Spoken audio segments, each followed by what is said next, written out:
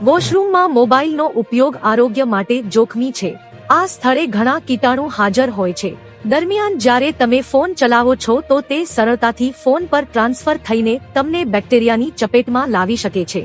જ્યારે ટોયલેટમાં mobile phone લઈને જાવ છો તો ઘણી વખત લોકો ત્યાં વધુ સમય પસાર કરવા લાગે છે, જે યોગ્ય નથી। વધુ સમય સુધી બેસી રહેવાથી તમારી માંસપેશીઓ અકળાઈ જાય છે અને ઘૂંટણનો દુખાવો શરૂ થઈ શકે છે। એક સ્ટડી અનુસાર ટોયલેટમાં ફોન યુઝ કરવાથી તમારી મેન્ટલ હેલ્થ પર પણ ખરાબ અસર પડે છે, કારણ કે જે સમય તમે પોતાના માટે વિચારવા માટે આપી શકતા હતા તે પૂરો ટાઈમ ફોનમાં બરબાદ થઈ જાય છે। તેથી આ ટેવની અસર તમારી મેન્ટલ હેલ્થ પર પણ પડે છે। તમારી આ ટેવથી તમે કબજિયાતના શિકાર પણ થઈ શકો છો। ખૂબ લાંબા સમય સુધી એક જ સ્થિતિમાં બેસી રહેવાથી તમારી બોડીને તેની આદત પડી જાય છે।